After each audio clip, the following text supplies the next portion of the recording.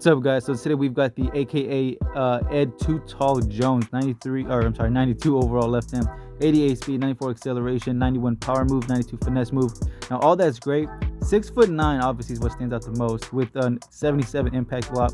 I know some guys say that matters, some say it doesn't. Who knows? But as far as the abilities, this was probably one of the more confusing ones and head scratching ones. Now, if you added his other players in there, or I mean his other cards, you do get 1 AP for Lurker as well as Zone Knockout. Well, I think like low Zone Knockout, right?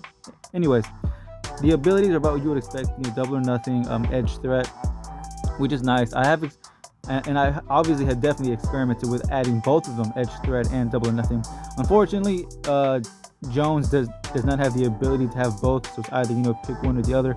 Now, here's the thing that's very it's just a big question mark, right?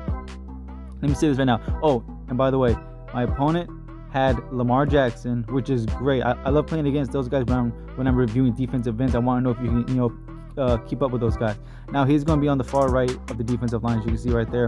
And like I said, I did attach edge threat to him. All right, so he does have that ability going for him. And right here, look, he's chasing, he dives, just not fast enough to keep up with Lamar Jackson. So that was a bit worrisome. 88 speed is nice, but at the same time, you'd like him to make that tackle.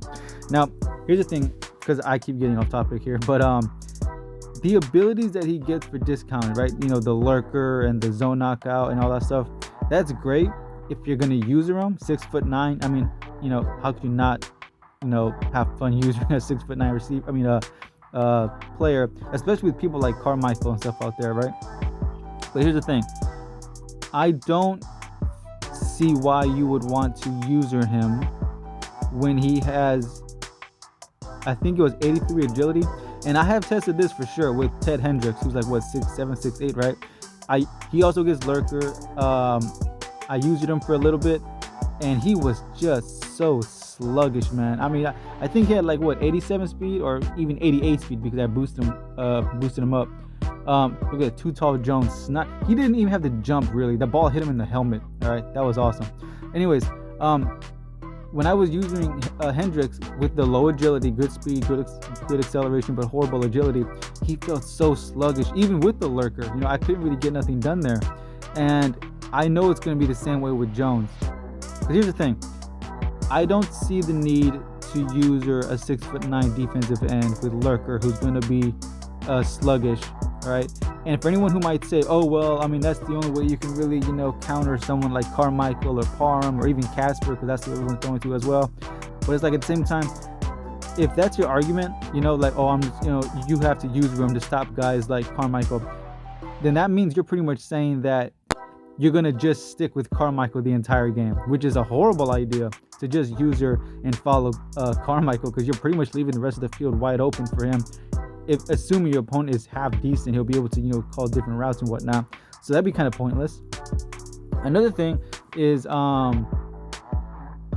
because you cannot put on double or nothing and edge threat at the same time, I noticed whenever I played somebody who had edge protector, all right, it definitely showed. He was not as effective, which I did. I'm going to try to experiment that soon. I really want to see those two, edge protector and edge threat go at it. But whenever I played someone who did not have edge protector, he was getting fast block sheds. Usually, not always, but usually. Without it, with it, he was pretty much held in check most of the time. So basically what I'm saying is, overall, he didn't really stand out. And I feel that's because not the stats, but just the player overall is just not there from what I saw. All right, because even with, like I said, even with edge threat, he really wasn't a threat, so to speak. And trying to justify a what was it, 600,000 price mark for him is just not there. I really didn't see it on the field. I think it was a waste of what's what we're looking for, just a waste of abilities, I guess you could say. Because if you had gave him the right abilities, I feel he could have been better. Giving someone 1 AP, because it's almost like the game is telling you that they want you to use him as a user. 6'9", 1 AP for Lurker, or put him in zone, because you got that 1 AP for the Zone Knockout. thing. So it's like at the same. So if that's the case, then just make him a linebacker. Like, why are you even bothering putting him at defensive end if you're gonna give him all those abilities to be a good user or a good zone linebacker, right? It just seems like a waste, you know. So that's why I'm not really too sold on Jones. Not to say he's a bad player or that he won't make plays. You got a theme team going on, by all means, I'm sure he'll do just fine if you just commit him to that. Now, this right here is what I'm talking about. My opponent right here did not have edge protector on his right tackle, and neither did this guy, and he did pretty well against these guys. But when I did play against people who did have him, did have edge protector, he really wasn't that, effective. And on the run game, okay, stopping the run, he didn't really block shit too often. I think he got like one or two tackles, maybe. All the other plays, he was pretty much getting pushed around. So overall, sadly, I really wasn't too impressed with Jones. He had his moments, but that's really about it. And when it comes to over 500,000 coins, I don't want to just say average. I don't want someone on my team who's just okay if I'm going to spend that much. And look at that. Also, I forgot to mention 94 jump. So yes, if you're going to use him, that's great. But at the same time, with that low agility, 82. Well, I thought it was 83, even worse, 82 agility.